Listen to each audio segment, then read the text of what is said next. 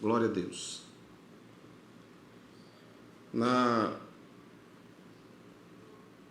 lição anterior, nós estudamos sobre o pecado de Davi. E os irmãos devem estar lembrados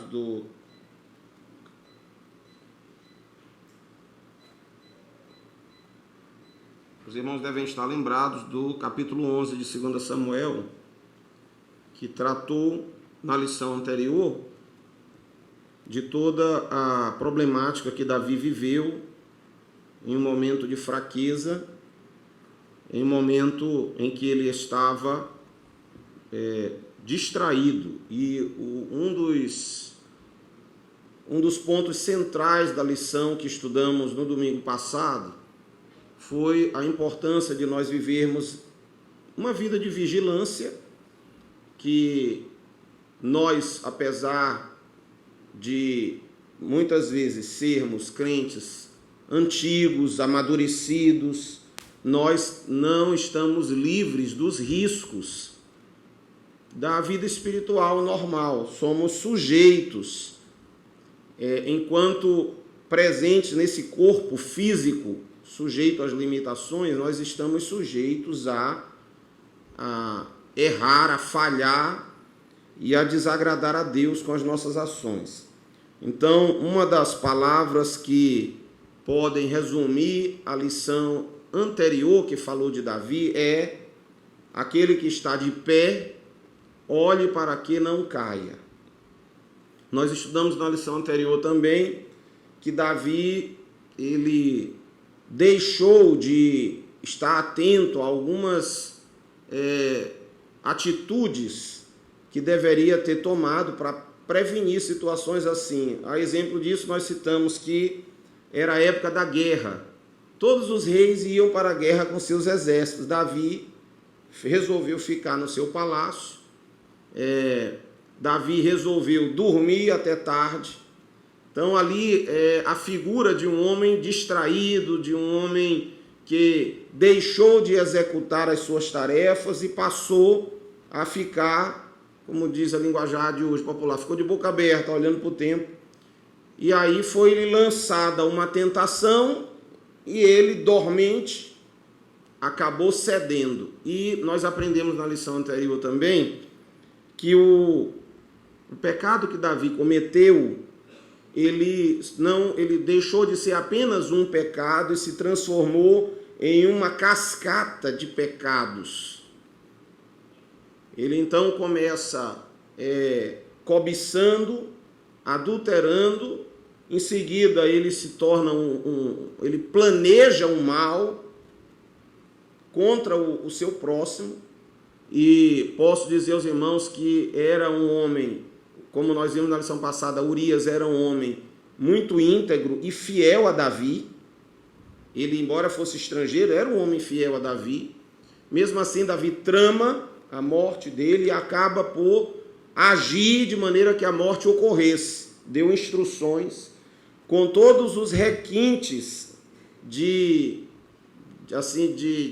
sutileza, de maldade que alguém pode fazer, que além de tentar enganar o cidadão, ele ainda escreve a sentença de morte do rapaz numa carta e entrega nas mãos do próprio soldado para que ele levasse ao comandante. Então nós vemos ali uma sequência de erros e nós aprendemos, como pode ser resumido no Salmo, que diz que um abismo chama outro abismo.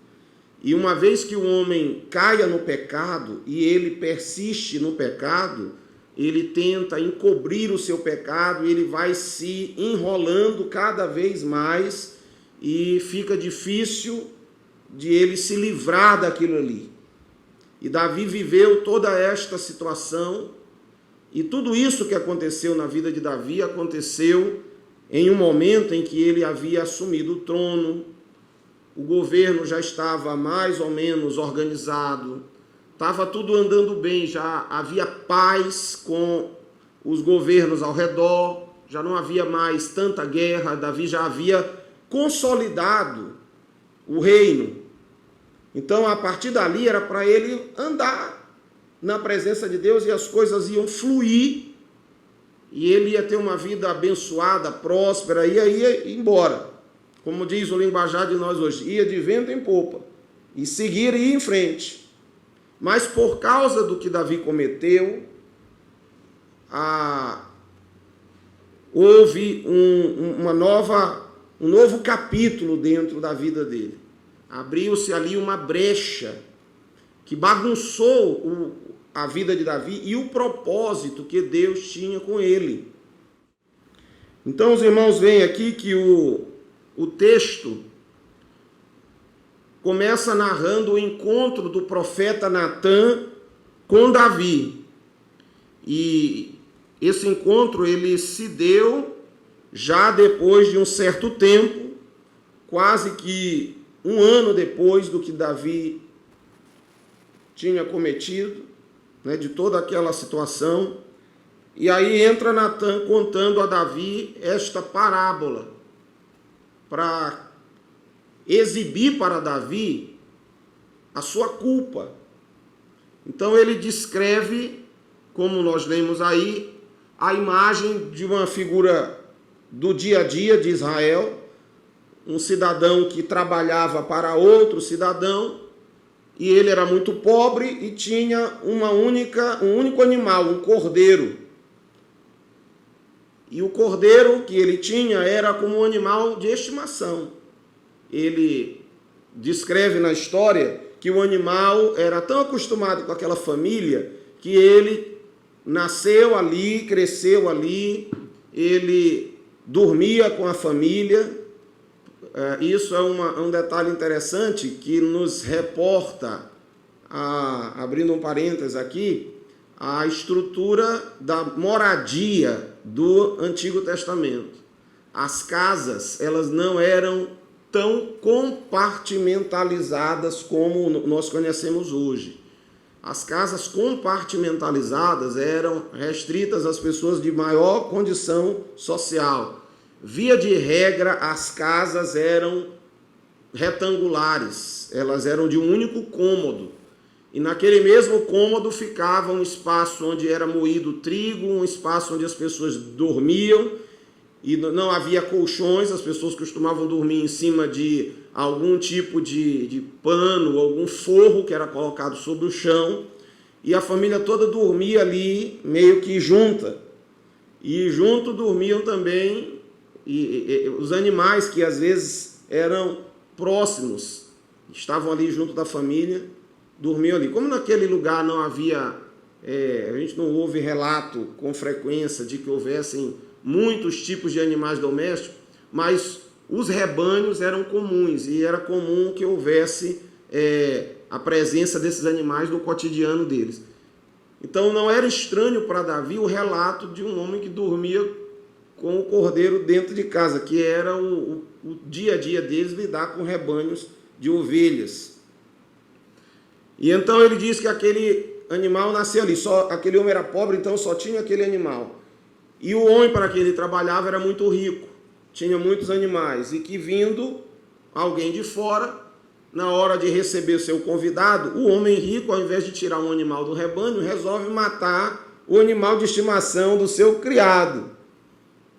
E aí aquilo foi contado para Davi de uma tal forma que ele, num primeiro momento, entende que aquilo era uma ocorrência dentro do governo dele.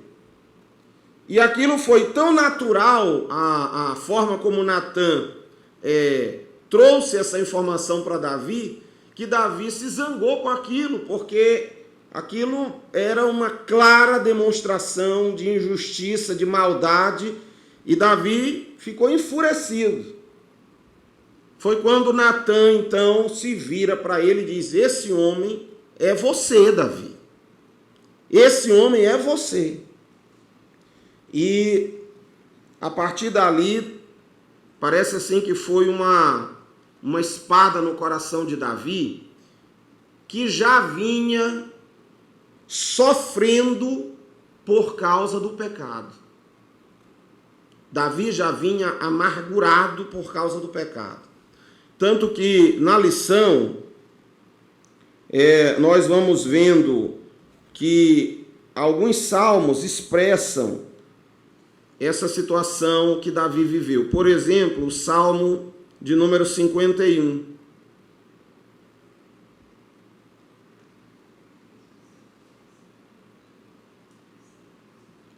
O Salmo 51 é atribuído a esse exato momento em que Natã aparece para tratar com Davi sobre o pecado.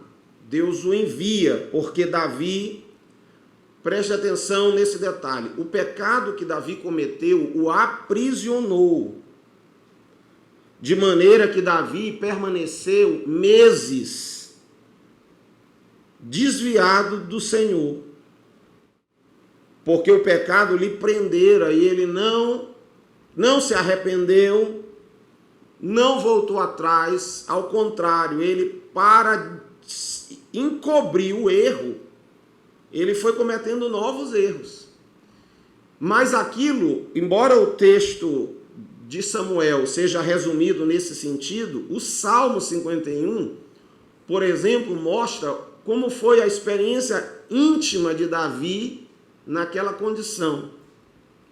Então, algumas Bíblias, inclusive, trazem no título do Salmo uma descrição específica de que esse Salmo foi o Salmo que Davi compôs por conta da situação que viveu com o pecado dessa situação de Batseba. Então, os irmãos veem aí, no Salmo 51, quando ele diz, pedindo perdão ao Senhor, ele começa pedindo perdão a Deus, pedindo ao Senhor que apague a multidão as suas transgressões, pedindo ao Senhor que o lavasse da sua iniquidade e o purificasse do seu pecado.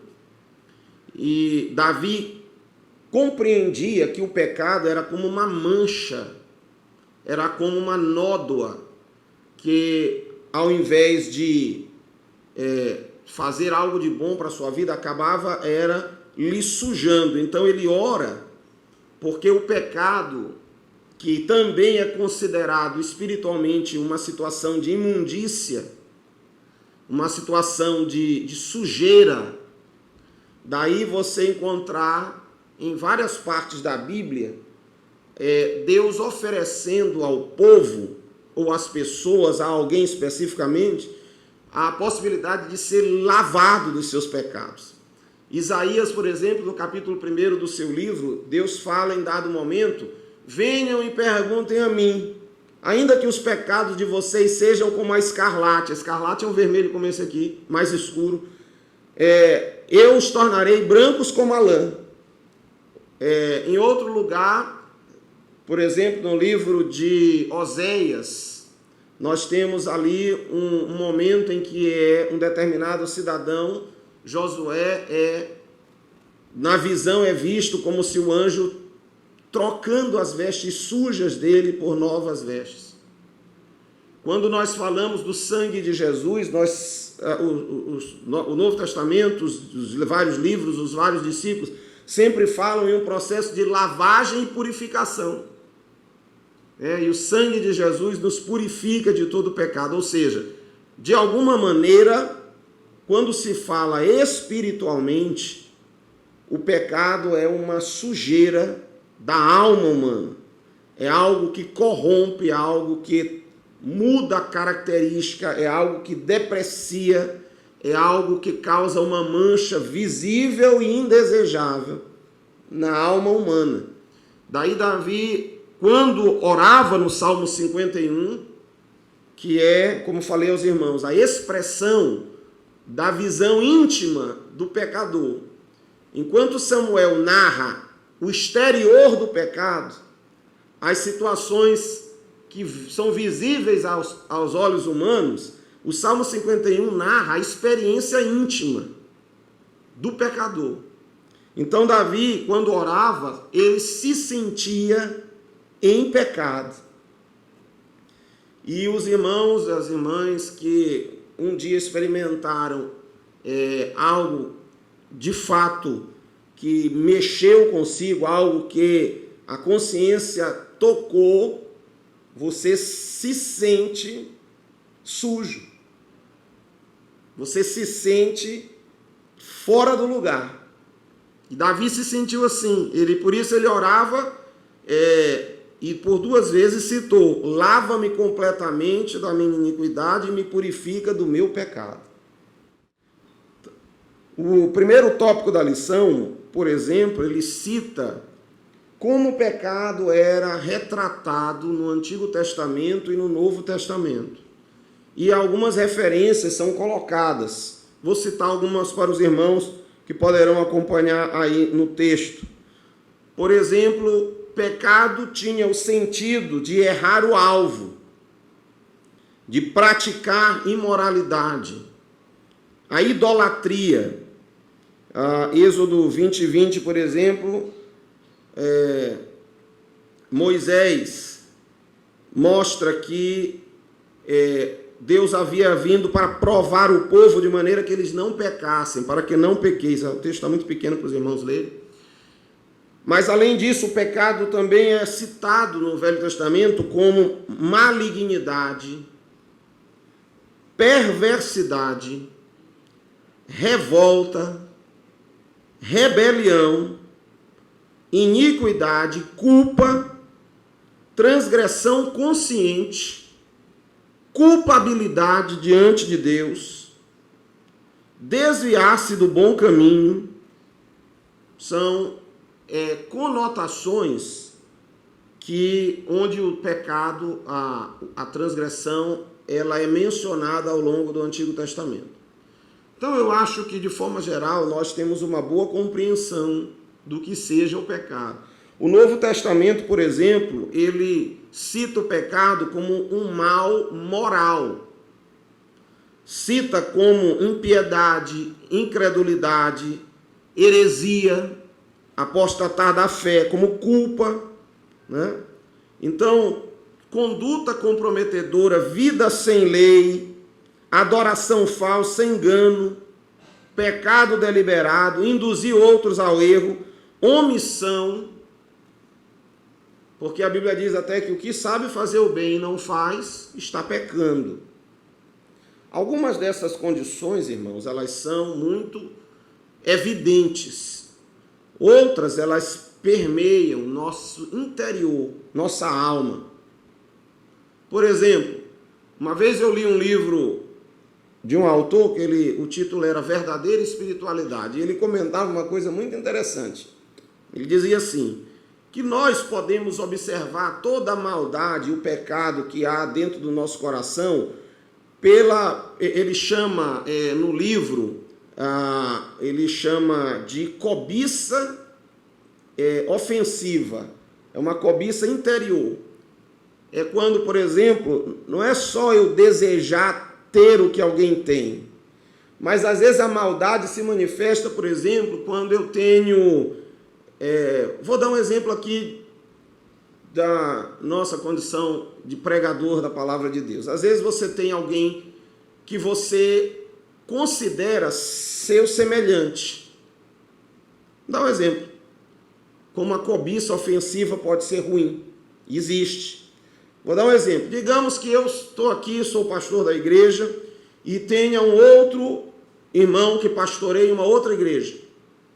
E ali fomos juntos pregar. E ali, durante a mensagem, eu prego, e depois ele prega depois de mim. Durante a mensagem, ele comete um erro na pregação. E lá no íntimo, aquilo me alegra, porque eu comparo, muitas vezes, a minha condição de pregador com a dele. Hoje há muito disso. Entre quem canta. Eu sou o cantor da noite, mas tem outros. Eu cantei bem, mas o outro cantou e errou, o playback não deu certo. Aí vem aquela alegriazinha lá no íntimo. Isso é cobiça ofensiva. Aí você diz, eu nunca tive isso, pastor. Observe dentro de você mesmo que você vai ver que está lá. Está lá. você não emite uma palavra, não expressa nada no rosto, mas lá no íntimo vem aquela sensação de alegria pela queda do outro semelhante. E quando você não trata esse tipo de coisa, ou você não reconhece, não pede para Davi, como Davi pediu a Deus misericórdia, para Deus lavar a sua alma, aquilo vai crescendo e explode no que nós vimos hoje. Os irmãos acreditam que há homens que se dedicam ao ministério da pregação e são capazes de criar mentiras a respeito de outros só para que não haja concorrência nas agendas. Até cantor faz isso também. E outro, eu estou dando só exemplos para os irmãos verem que estão muito perto de nós e dentro das igrejas. Porque o foco não tem sido mais o reino. O foco não é mais o Senhor, nem a glória do Senhor. O foco é a pessoa, é a glória pessoal, é o tamanho, é o aplauso, é o cachê, muitas vezes. E quando isso se torna algo na nossa vida do qual nós não nos libertamos, nos leva a passar a tomar ações como essa, que nós temos citado aqui, coisas que a gente olha assim, meu Deus, isso acontece dentro das igrejas? Acontece, Jesus disse que nos últimos dias surgiriam muitos falsos profetas, que enganariam. E aí, quando você às vezes está junto de alguém que Deus usa de alguma maneira, aí você começa a perceber que a pessoa começa a se vangloriar muito. Eu sou, Deus fala por mim, é assim assado, e Deus me usa. Critica todo mundo, fulano não presta, ciclano não presta. Irmãos, tenha cuidado, porque este não é um perfil bom. Porque quem tem um coração transformado por Deus, busca a glória de Deus. E é difícil, porque todos os dias os homens são tentados a buscar glória para si. Nós estudamos a lição de Samuel, do livro de Samuel. Saul procurou glória para ele. Davi, nesse caso aqui, procurou também vantagens pessoais, usou sua posição de rei para tomar uma mulher que não era sua, para mandar matar um homem inocente. Depois, no final, nós vimos Davi tomando a sua posição, eu sou o rei, e mandou contar o povo, como um insulto ao Senhor. Tudo isso aconteceu porque havia também aquela questão de querer ser, querer poder. Então, o pecado, irmãos, ele é algo mais sorrateiro do que o que a gente está atento. Às vezes as pessoas só ficam dizendo, eu não peco, porque não adultero, não mato ninguém. Isso não significa que haja um pecado só nesse nível. Então, como nós vimos aqui, e o estudo sobre o pecado é um tema para um bom tempo assim de estudo, mas só para nós termos a ideia de que há situações assim. Por exemplo, ele cita aqui o pecado, ele cita bem aqui até, o pecado feito conscientemente, que é aquele que você planeja, você peca sabendo que está pecando porque você acha que tem uma razão boa para fazer aquilo. Isso é citado como pecado. Uma outra coisa, a rebeldia.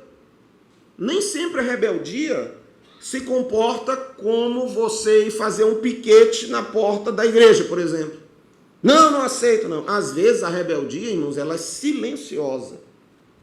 E nem por isso é menos pecado.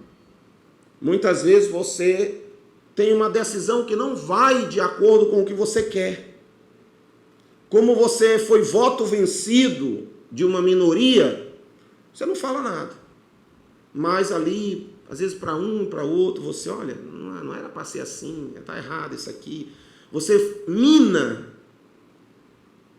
achando que aquilo ali não vai, Deus não está vendo, não está olhando.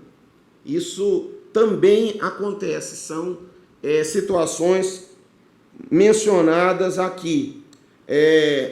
Davi, por exemplo, cometeu um mal moral, que foi o de planejar a morte daquele rapaz, de planejar que ele viesse a embebedar ele para tentar ver se ele ia visitar a esposa, para que o filho que ia nascer do adultério, Davi fizesse passar como se fosse filho do próprio rapaz. Então nós vimos aqui que Davi cometeu vários pecados. E há, detalhe, pecados que entram discretamente, que são as heresias.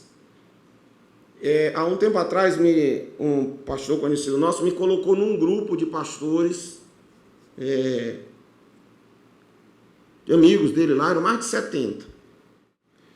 E aí eu, só vendo as postagens, e vi que tinha um que era muito ligado à questão do sábado. Do sábado, e tudo era sábado, e era muito ligado a coisas de Israel, a sacrifício. E eu achei aquilo ali muito adventista. E o adventismo é uma heresia, não é uma religião evangélica. A doutrina adventista não é evangélica. Como também não é a doutrina dos Testemunhos de Jeová, dos Mormons, do catolicismo. Há graves heresias doutrinárias dentro destes locais e todos eles carregam consigo parte das Escrituras para dar credibilidade. Então, devemos ter muito cuidado. E esse rapaz, uma vez, ele mencionou um negócio lá que eu quase não interajo nos grupos, mas nesse dia eu não me aguentei. Aí fui tratar com ele sobre essa história do sábado, né? E fui dando corda para deixar ele falar. E em dado momento ele disse assim, que ele era crente da Assembleia de Deus do Reteté, mas que ele havia sido iluminado para estas verdades que a igreja estava negando.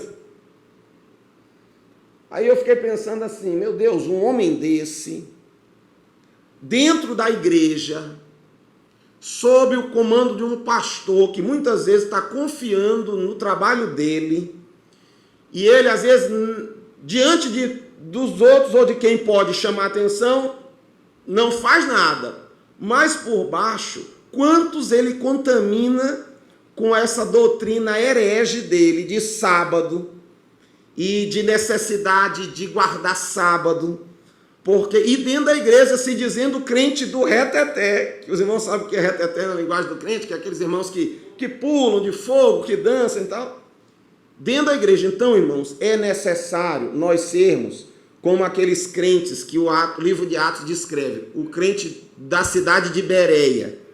Paulo ficou admirado quando chegou para pregar o evangelho para eles. Quando chegou lá para pregar, enquanto Paulo pregava, eles pegaram as escrituras e queriam que Paulo mostrasse nas escrituras o que ele estava dizendo. Não foram aceitando qualquer coisa assim. E hoje, nossa geração, abrindo aqui um parêntese sobre essa situação, nós temos nos alimentado muito de heresias na internet. As heresias não vêm vestidas com chifre, irmãos. As heresias vêm disfarçadas de terno e gravata. E vêm com palavras agradáveis, palavras de amor, palavras de ânimo. Vem dizendo para você coisas boas, usa mecanismos até psicológicos para que você concorde com o erro. Até mesmo mecanismos básicos. Às vezes, o que eu quero dizer? Vou dar aqui exemplo.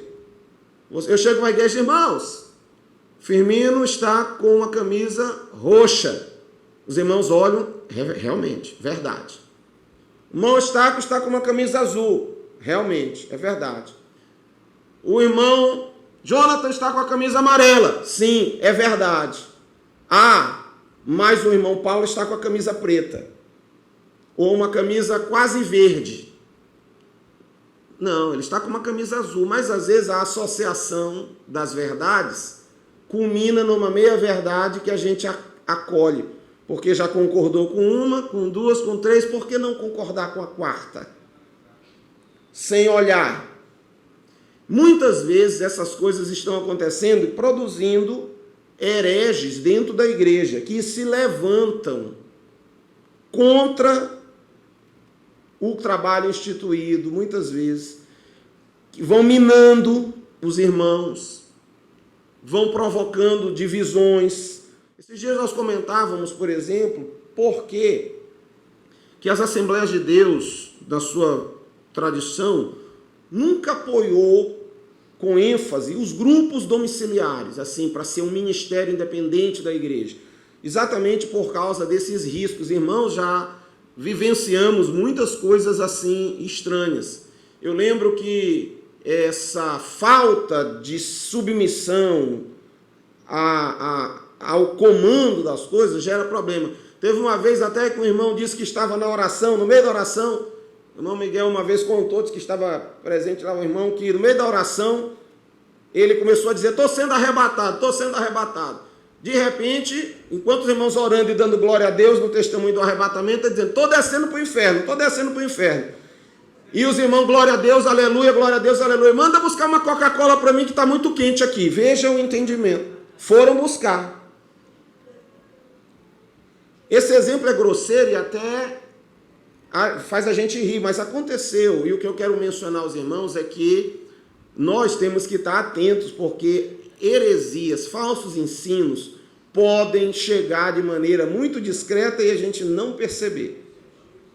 Então, por isso é importante a gente conhecer a Bíblia, para que a gente possa sempre estar fazendo uma boa avaliação do que a Bíblia diz. Espera aí, temos 3 aqui na ordem. A irmã Patrícia primeiro. Também, né? Louvores que muitas vezes trazem uma palavra muito emotiva, mas que glorifica mais o ser humano. Aí, às vezes, eu não concordo muito com louvores que dizem assim, que eu estou passando por uma dificuldade, Deus vai levantar do seu trono para me socorrer. Parece assim que Deus tem sido ensinado nos louvores, não como antigamente, que antigamente os louvores eram glória, glória, aleluia. Hoje não. Às vezes a gente canta coisas que são de autoajuda, etc., nos louvores. Irmã Thelma.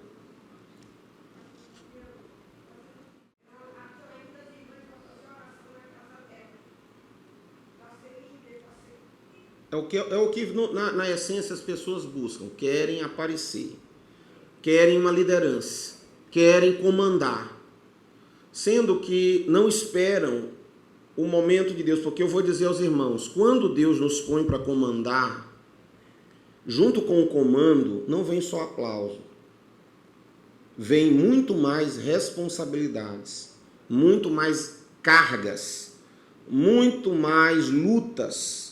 Então, às vezes, quem olha, aproveitando o ensejo da irmã Thelma no trabalho da irmã Zizi, quem olha um trabalho daquele tamanho, onde Deus opera tanto, fazia isso porque havia alguém que pagava um preço de oração, de jejum, de lutas, guerras contra forças do diabo. E aí vem alguém que quer, às vezes, nesse exemplo em particular, acha que pode ter o mesmo efeito, porque sabe animar as pessoas, porque sabe usar bem as palavras. E aí quer trazer para si uma responsabilidade que não foi atribuída por Deus. Irmãos, não é apropriado quando nós queremos passar na frente do Senhor. Se Deus nos deu responsabilidade até aqui, é até aqui que nós devemos estar. Nós aprendemos isso com Davi. Davi foi ungido rei, mas não tinha assumido. Ele aguardou a hora que Deus escolheu. Não há necessidade de nós nos apressarmos, porque tudo no seu tempo vai vir. Porque quando nós fazemos as coisas fora do tempo, elas acabam resultando em prejuízo grave para nós. A irmã Zilmar. Isso tem um grande nível de sincretismo religioso, né? Isso aconteceu no passado com a igreja cristã, quando eles adotaram os símbolos pagãos e o trouxeram para dentro da igreja, porque não conseguiram que as pessoas se libertassem desses símbolos. Isso acontece agora, só que de outra forma. Isso quando a gente olha a história da igreja cristã, logo no princípio, no primeiro século, quando Constantino assumiu o governo, todos os ímpios, para agradar ele, quiseram vir para dentro da igreja e trouxeram suas idolatrias. A igreja não teve força para coibir, porque ia perder muita membresia, ia se opor à condição, resolveu então, já que a gente não pode com o inimigo, vamos nos unir a ele. Pegou os ídolos e deu nomes cristãos, santo isso, santo aquilo, e trouxe para dentro, para que o povo acostumado com a idolatria não sentisse diferença. Incorporou-se à igreja cristã os ídolos. E agora, do início do século, não, nem do início do século passado, do meio do século passado para cá, o mesmo sincretismo se incorpora. Porque você pode ver que o povo se intitula cristão, mas mais da metade da população brasileira é de dentro da feitiçaria. Ou dentro do candomblé, da umbanda, ou do espiritismo, ou o que for. E é lá que se usava isso. Com o advento dessas igrejas que querem só número, todo mundo pode entrar, aí trouxeram determinados padrões. Então, a irmã Zilmar citou o sal, mas há quem já esteja usando até aquele galho de coisa para benzer dentro das igrejas.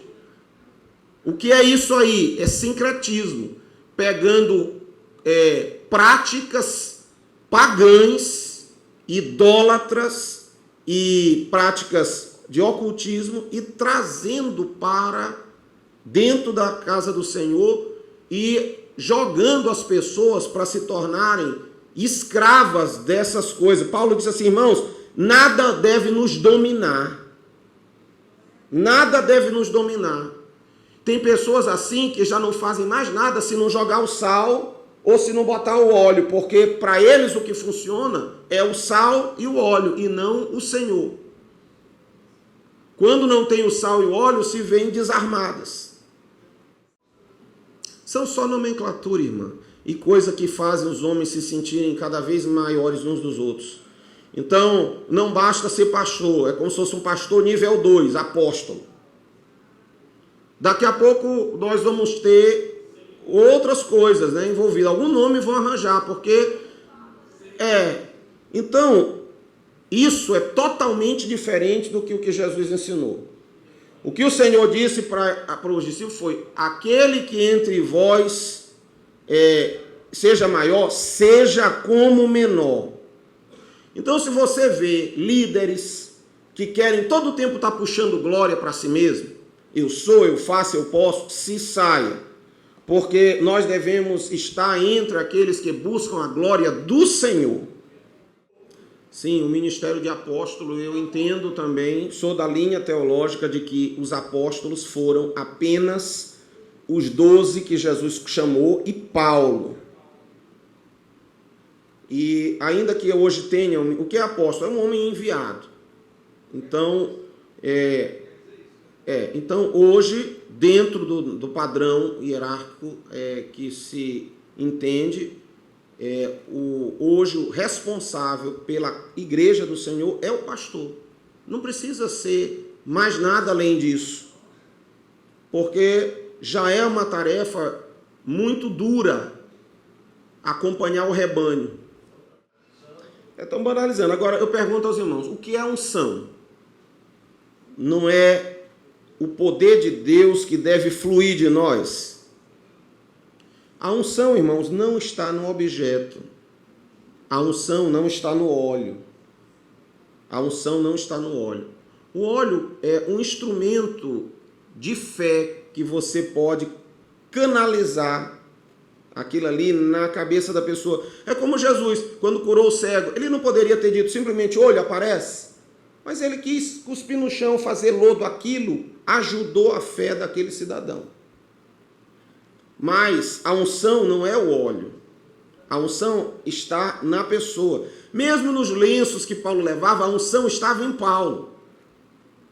Então, a pessoa que anda com óleo, que anda com isso, com aquilo, como pode dar o que não tem? Como você pode dar o que não tem? A unção, porque alguém orou pelo óleo, o óleo é ungido? Não, irmãos, o óleo ali, ele é apenas um instrumento para auxiliar a fé, mas a unção é da pessoa, para quem Deus dá a unção e canaliza essa unção. Não quer pagar o preço, então buscar Deus vai resolver, e não funciona assim, irmãos. Não, nós estamos tratando ainda dos aspectos do pecado. E tudo isso consiste, de alguma forma, em um equívoco, né? Não, aí é para isso, vamos dizer assim. Não. Eu acho que cada situação é uma situação. Você, visitando a igreja, vê uma condição dessa do pastor citando, acho que você pode, ao final do culto, procurar o pastor. Pastor, eu não concordo com o que o senhor falou, não tem respaldo bíblico, acho que o senhor deveria rever o seu posicionamento com a igreja. Eu faria isso, né? É uma opção. Mas não acho que você deve, no meio da igreja, levantar né?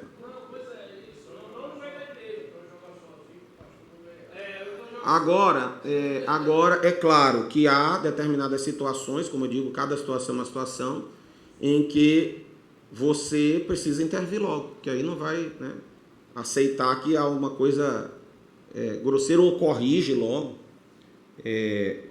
Aí cada caso é um caso, é difícil de se definirmos assim um padrão. Sim, é uma possibilidade também, né? Ou então, normalmente, eu diria, nesse caso em particular, que o pastor deveria ser procurado em particular, e não diante da igreja.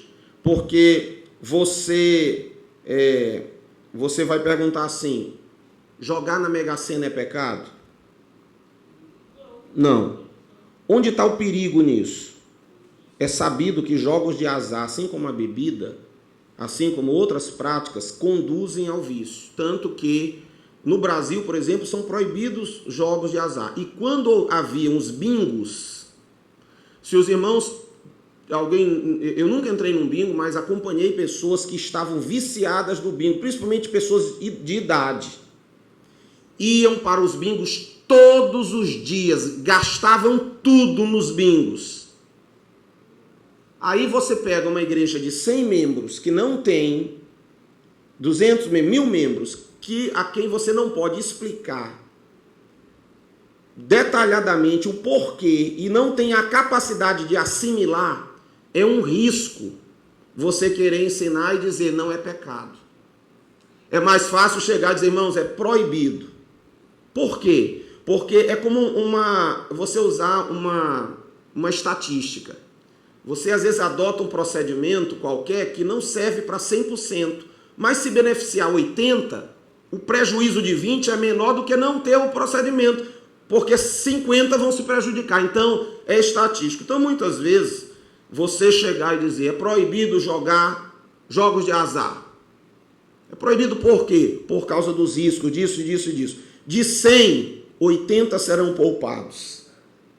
E os outros 20 podem vir conversar para explicar por que não pode, por causa disso, assim, assim. Muitas coisas espirituais, irmãos, não são claramente colocadas na Bíblia. Então, é preciso que muitas vezes haja um estudo, um esclarecimento sobre aquilo. Então, quando você lida com uma população de pessoas, é mais fácil que se estabeleça padrões de comportamento, né? Sim, também. Aí há muitas formas de argumentar. Agora entenda, a cada irmão que procura, não é fácil argumentar e dizer, você olha na Bíblia e diz, beber é pecado? Mas embriagar-se é. Quem vai fazer a linha entre o embriagar e o beber? Agora, os irmãos... Pois é, quem vai botar uma linha entre jogar eventualmente ou ficar viciado naquilo? Ou ir para o jogo e estar lá tratando todo mundo mal com palavrão, se vingando. Então, entendam que há. Paulo diz, todas as coisas me são lícitas, mas nem todas convêm. Todas as coisas me são lícitas, mas não vou me deixar dominar por nenhuma delas. Todas as coisas me são lícitas, mas nem todas edificam. Tá? Irmão Celso. Não entendi. Sim. Não é isso, está errado, não está? É a profissão dele. É errado ele jogar? Não, é a profissão dele. Mas aí ele tem que manter o testemunho mesmo lá. Agora, imaginem os irmãos. Nós chegamos aqui e diga assim, não, irmão, os irmãos podem beber. Aí daqui a pouco a metade da igreja está embriagada, porque a bebida, irmãos, é um processo. Começa com um dedo, quando você pensa que não, você está com a garrafa esvaziada. Não adianta. Ninguém que diga que não é assim, porque é. Você não sabe quando está bêbado. Pois é, você não tem, esse limite não é preciso. Aí você vai deixar isso a cargo dos irmãos? A igreja de Corinto era assim. Chegavam para cear, a metade já estava bêbada. Paulo chamou aqueles homens de quê? Carnais. Então, quando você lida com muita gente, é mais fácil dizer, irmãos, não bebam. Como aconteceu uma vez com um determinado filho de um pastor aqui, muito conhecido, antigamente. A igreja recomenda, não bebam, irmãos. Amém. É errado, não vamos beber. Aí o pastor, entendendo que todas as coisas lhe são lícitas, ele se sentia na liberdade, foi para o antigo Batia Maria, lá onde é o Yacht Club, sentado lá na beira, pediu uma cerveja para tomar com os amigos. Pastor. E o garçom era um crente da igreja. Imagine o que foi essa situação para a vida daquele rapaz, o garçom. E o escândalo que aquilo foi. Quantos foram atingidos. E Paulo disse assim, irmãos, é meu direito comer carne. Mas se por causa do irmão eu tiver que parar de comer carne, eu vou parar. Para que a minha comida não jogue no inferno o irmão que Jesus salvou. Os irmãos entendem, o princípio é outra coisa. A vida espiritual, ela tem responsabilidades com o próximo maiores do que a gente imagina. Então, é difícil nesse sentido. Por isso é que cada caso se torna um caso. Não posso generalizar. Agora eu tenho que ter a maturidade para entender o fundamento das coisas. Porque para uns, irmãos, jogar futebol não é problema. Mas quando aquele jogo se torna uma fonte de discórdia, de agressividade, de palavrão, quando o jogo me tira da igreja, quando o jogo me faz assistir o culto apressado para ir embora, tá certo? Aquilo é bom para mim? Não, já não é mais bom para mim. Então, o que eu quero dizer aos irmãos é que muitas coisas boas, quando excedem certos limites, podem se tornar prejudiciais. Até a comida. Coma o normal. Você está satisfeito. Coma demais. Você pode passar mal. Não é isso? Então, tudo pode dar. Você tem problema de pressão. Você toma um remédio, a sua pressão está boa. Tome 2 comprimidos ou 3, o que vai acontecer? Vai cair a pressão, aí você vai passar mal. O que era para lhe ajudar, agora está lhe prejudicando. Então, muitas ações na vida não são pecado em limites corretos, sensatos, abençoados por Deus. Gula é pecado, mas é isso, é o comer exageradamente, é o ser dominado pela comida. Amém? Vamos seguir em frente, porque nós vamos encerrar a fase aqui do pecado. Alguém vai me perguntar alguma coisa? Amém. Graças a Deus. E continue orando por nós, como nós estamos orando pela irmã também. Amém? Vamos continuar aqui, só para finalizar. ainda falando de Davi, né, quando ele diz que conhecia suas transgressões e o pecado, é um outro detalhe que, quando nós pecamos, nós temos consciência do que fizemos. Ainda que possa-se ter uma atitude de negação, mas você é consciente, porque há uma sensibilidade que a Bíblia chama de consciência, que ela lhe informa claramente que aquilo não é correto, que não está certo. E nós, então, não podemos dizer, eu não sei que eu pequei sem saber, pequei de forma inadvertida. Isso, se ocorrer, na mínima das vezes, mas a maioria das vezes nós conhecemos bem o que fazemos. Outra coisa no versículo 4, que é um conteúdo da lição: pequei contra ti somente, e fiz o que é mal aos teus olhos. Isso também é uma realidade, porque o pecado, a essência do pecado, ainda que fira outras pessoas, é contra Deus. Todo pecado é contra Deus. De maneira que, desde que Adão pecou, a culpa pelo pecado atingiu a toda a sua descendência.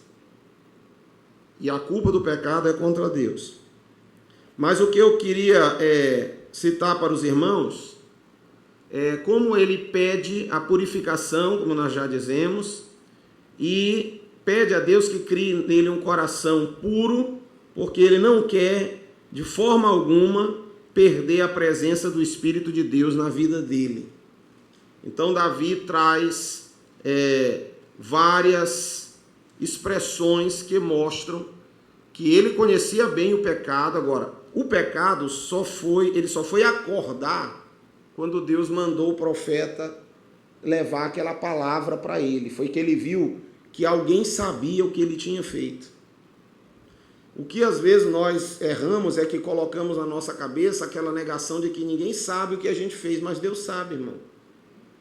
Deus sabe e pode revelar quem Ele quer para nos socorrer, para não deixar que a gente seja condenado. Foi o que aconteceu com Davi.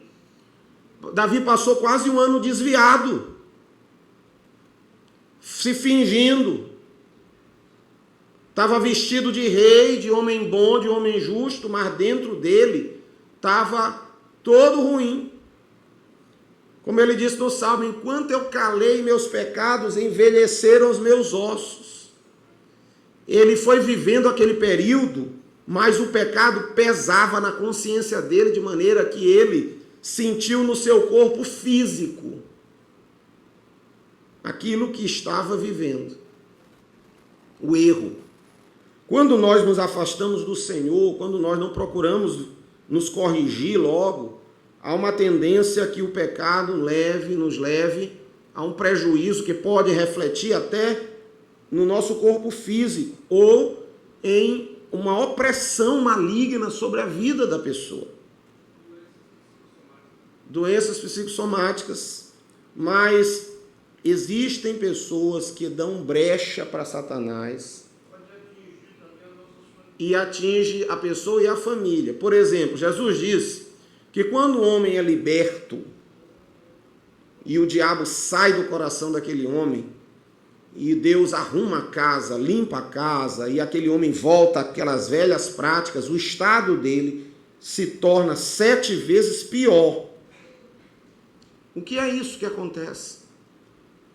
O que acontece quando nós nos afastamos e damos brecha para que Satanás coloque mais correntes? As mesmas correntes das quais Jesus fala que aquele que conhece a verdade libertará. As mesmas correntes da qual Jesus disse: se o Filho vos libertar, verdadeiramente sereis livres. Se a pessoa volta atrás, como Davi voltou, muito mais coisas o prendem. Às vezes Deus precisa agir como Natan. Natan disse: olha, você é este homem. E embora o texto só descreva esse resumo, mas é bem possível que Natan tenha dito para Davi coisas graves. E Davi caiu em si, se arrependeu e foi clamar ao Senhor por misericórdia. Até aí, ponto.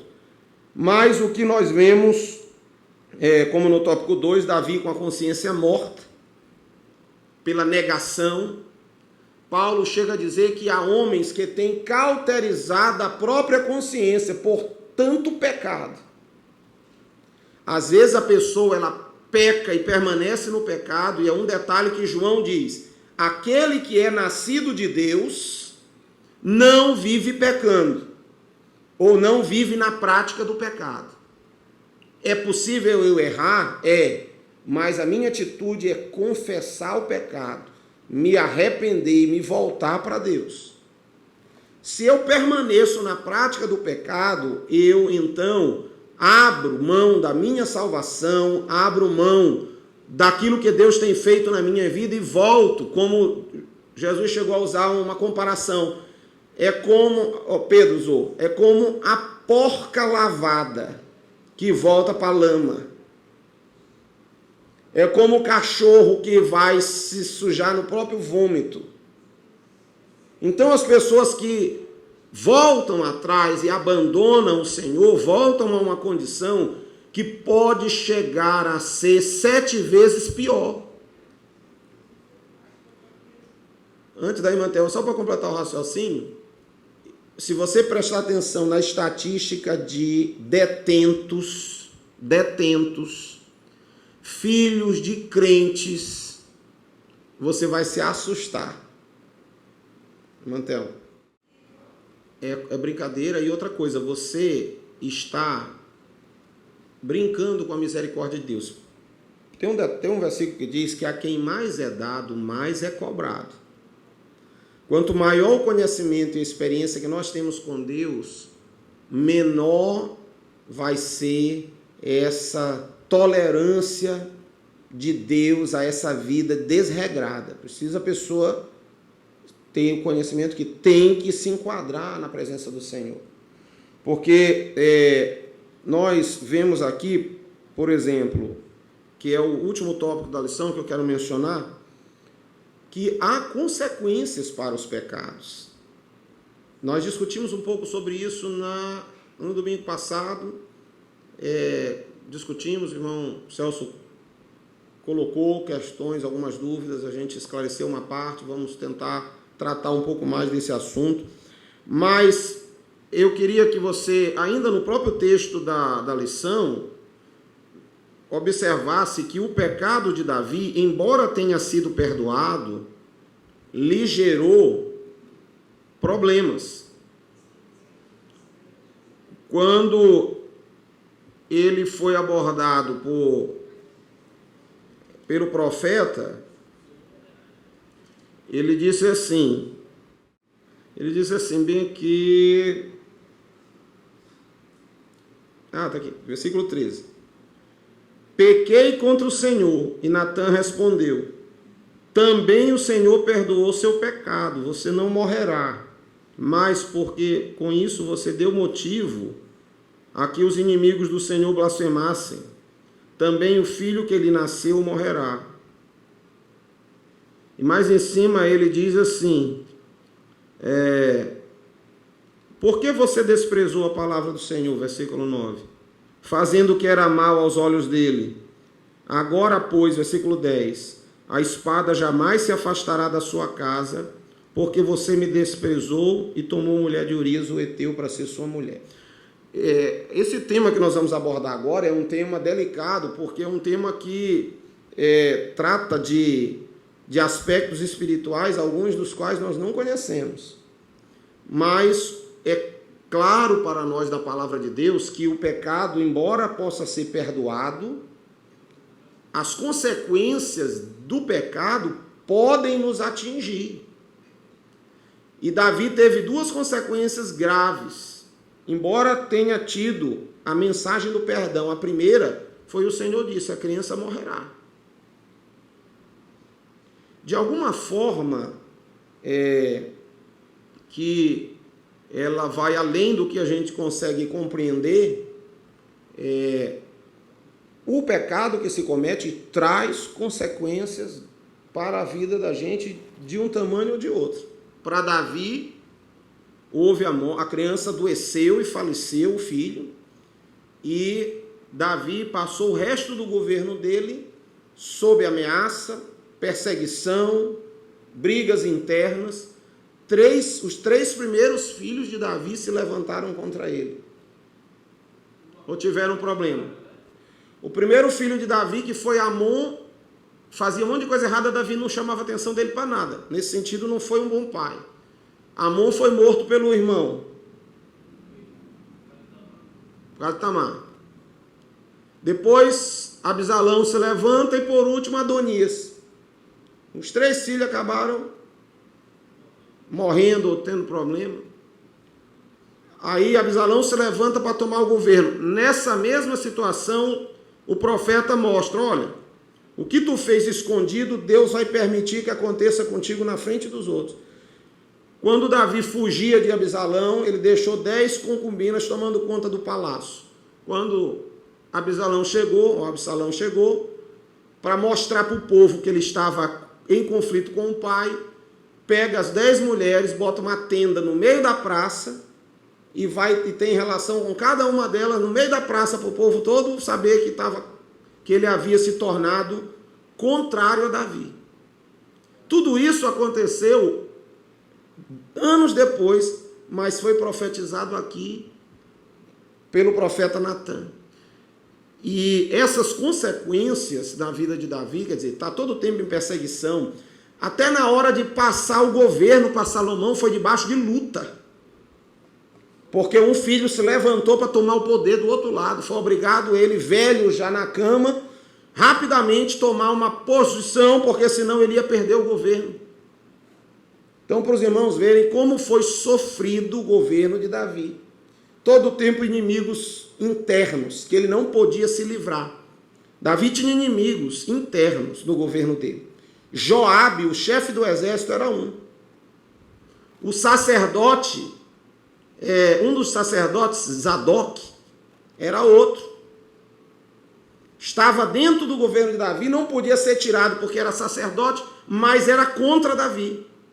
E Davi, por uma questão de receio, não mexeu com ele. Mas no dia que Salomão assumiu, Davi chamou Salomão e disse, olha, tu precisa tratar esse caso, esse caso e esse caso. Quando Salomão assumiu, expulsou um, cortou a cabeça de outro, resolveu o problema. Aí aparece no final, e o reino descansou na mão de Salomão. Que às vezes o pecado faz com que você fique carregando uma dificuldade até o final. E aí você ora a Deus para que, às vezes o Senhor, por misericórdia, ameniza, até livra. Mas a regra é que o pecado tem consequências. Nós vemos isso na história de Davi, vemos na própria teologia hebraica da época de Jesus, quando os discípulos perguntam a ele, Senhor, quem pecou? Foi ele ou seus pais? O Senhor diz, não, nem ele nem os pais pecaram. Mas a gente vê que sempre foi associado o pecado à consequência, o pecado a dano, o pecado a culpa. Então, até a própria vida humana tem certos mandamentos que, se analisados, a gente pode ver que há um fundamento nessa verdade. Por exemplo, há um mandamento que diz, honra teu pai e tua mãe para que se prolongue os teus dias na terra que o Senhor teu Deus te dá. Não é isso? O que é isso? É bênção decorrente da obediência. Como é o contrário? Se eu desobedeço, se eu desonro, o que acontece comigo? Há uma tendência de que minha vida seja abreviada. Veja quando o Senhor fala, Deus ele visita a iniquidade, veja só, dos pais nos filhos até a 3ª e 4ª geração dos que o aborrecem. Mas faz misericórdia até 1000 gerações dos que o amam e guardam a sua palavra. Ou seja, o pecado traz consequências que muitas vezes, como o irmão Miguel falou, atingem a família. Por quê? A Bíblia não é muito clara, mas Eu já comentei isso com os irmãos uma vez e comento de novo. Eu acredito, pelo que a Bíblia nos ensina, que há um vínculo de responsabilidades proporcionalmente. É como assim, você tem a sua família, o seu vínculo de responsabilidade é com aquela família, que já é ligada a outras famílias, que já é ligada a uma igreja. Nós vemos casos em que aquele homem Acã, soldado, pecou, só ele. Mas por causa do seu pecado foram atingidas as famílias e a nação. Porque de alguma forma há vínculos entre nós que proporcionalmente nos atingem. E quando nós pecamos, ou a nossa sociedade peca, de alguma forma atinge a todos nós. Nós vivemos em um país violento por causa do pecado. E muitas vezes a violência atinge até o cristão, que nada tem a ver, mas vive em um ambiente. Daí a importância de não orar só por mim. Porque as minhas responsabilidades não são só comigo e com minha família.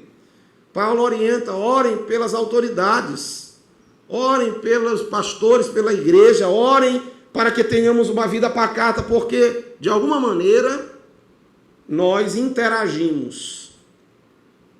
Quando Datã e Abirão pecaram, Corá, Datã e Abirão, eles eram sacerdotes, resolveram fazer uma tarefa que era destinada só para Arão. Pegaram o incenso deles, tinham autoridade, quiseram passar na frente do Senhor, pegaram o seu incenso e foram lá para Moisés. Nós também somos sacerdotes, nós temos direito de fazer o que Arão faz. Quando eles falaram aquilo, Moisés disse, como eu vejo assim, como Moisés tendo botado a mão na cabeça, meu Deus. Quantos são? São tantos homens? São. Chegou a hora do juízo, Moisés disse, é o seguinte, todo o povo se afaste de Corá, Datã e Abirão, dos sacerdotes que estão com ele e da família desses homens. Se afaste. O povo todo se saiu.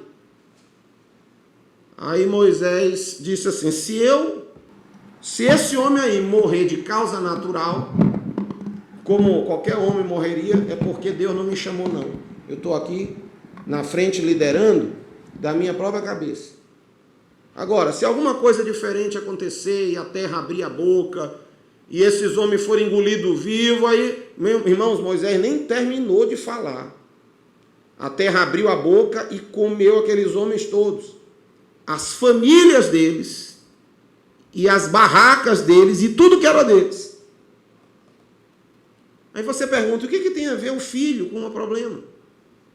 Vínculos que nós não conhecemos, são coisas que não chegaram para nós na dimensão, tudo que puder falar aqui vai ser especulação, mas há vínculos, e nós temos que ter cuidado, porque o nosso erro pode fazer consequências para nós e para os outros. Mantela.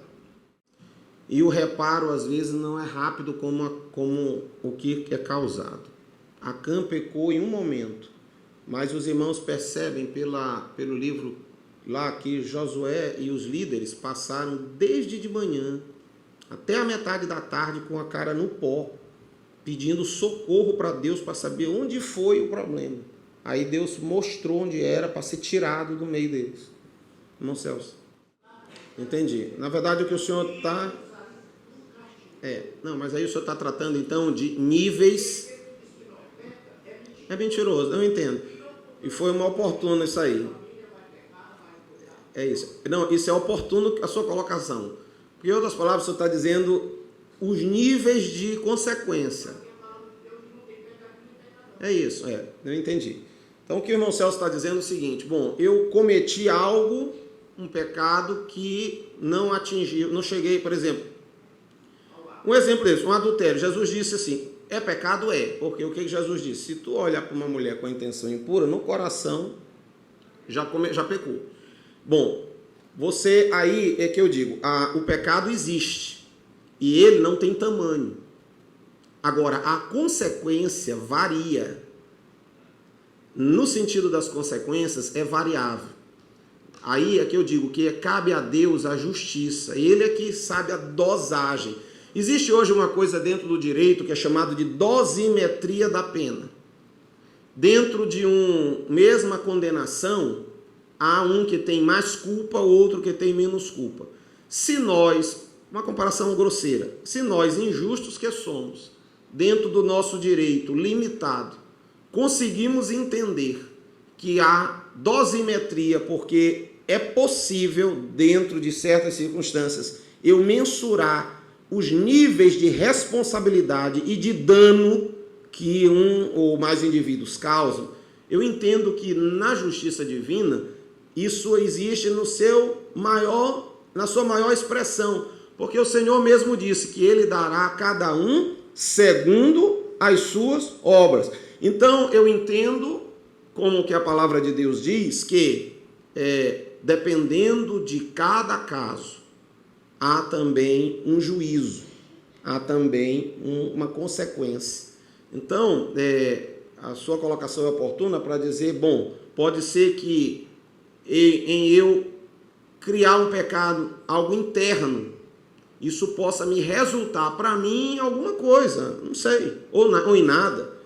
E por que isso vai atingir meus filhos? Não sei, mas é improvável, é diferente de você matar alguém.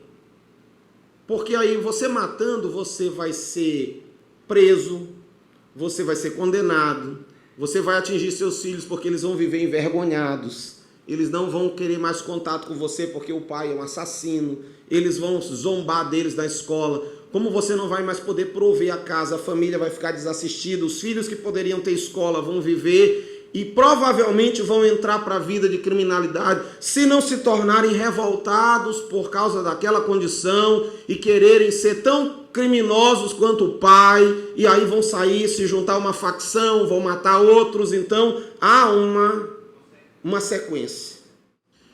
E há algumas estatísticas que eu posso dizer aos irmãos que eu não confirmei, mas já ouvi. Por exemplo, houve uma pesquisa que fizeram nos Estados Unidos de duas famílias. Uma era a família que tinha uma família de uma figura que era um pastor e era um cara importante da vida pública lá nos Estados Unidos, e o outro era um bandido que já tinha sido preso. Aí avaliaram a linhagem dessas duas cidadãos.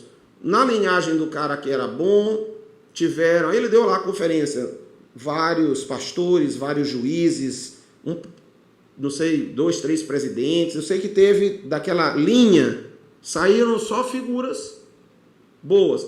Da linha daquele que foi criminoso, etc., saíram boas pessoas, mas saíram um número maior de criminosos, de gente ruim, de gente que não deu em nada. E por que disso? Porque há consequências. Agora, antes de lidar com as consequências, eu prefiro falar para os irmãos dos benefícios, porque Deus visita a iniquidade de 3 ou 4 gerações, mas Ele faz misericórdia, até 1000 gerações. Comparativamente, a misericórdia e o amor de Deus são muito superiores. Então, eu e você que hoje estamos aqui, estamos interrompendo um ciclo ruim da nossa história. Quando eu aceito a Cristo, eu vou já dar uma oportunidade para a irmã Rita. Quando nós aceitamos a Cristo, temos a vida, nós interrompemos um ciclo ruim e estamos estabelecendo um novo ciclo. Porque se meu pai pecou, mas eu hoje sou convertido e sou lavado com o sangue de Jesus, eu interrompi o ciclo das gerações que pecam. A partir de mim, Deus vai construir gerações que vão ser alvo da sua misericórdia. Pode ser que um ou outro fuja do propósito? Pode. Mas, via de regra, nós vamos abençoar muitas gerações depois de nós pela decisão de sermos fiéis ao Senhor hoje. Irmã Rita. Jesus disse, irmã, que se você se encolerizar sem motivo com seu irmão, já não fez certo.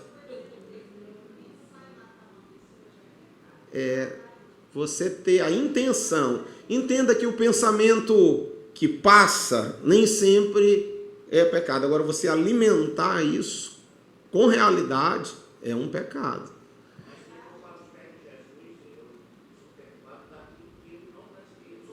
Você não praticou, ali há uma culpa. Então, de certa forma, há o perdão, né?